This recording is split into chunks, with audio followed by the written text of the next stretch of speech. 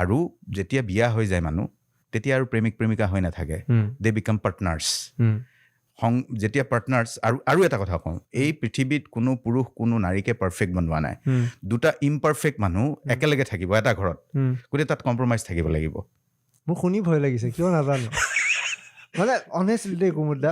মই এতিয়া কথাখিনি ভাবি আছো নহয়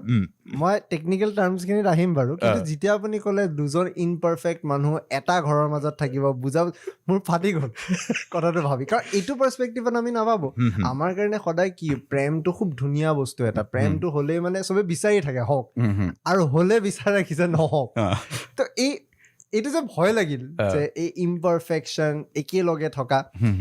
ইয়াৰ পিছতে আমি দেখো ভুলবোৰ হয় ইয়াৰ পিছতে দেখো এইবোৰ ড্ৰবেকছৰ কাৰণে ঘটনাবিলাক হয়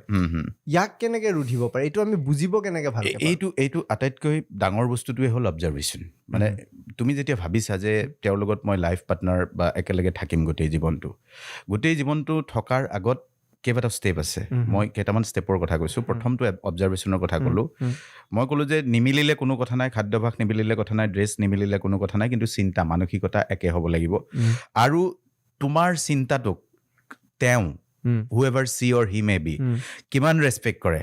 আৰু তোমাৰ স্বাধীনতাত হস্তক্ষেপ দিয়ে নেকি তুমি পডকাষ্ট কৰি ভাল পোৱা নাই তুমি কুমুদ দাসৰ লগত পডকাষ্ট কৰিব নোৱাৰিবা মোৰ লগত বিয়া হ'লে ইউ লিভ হাৰ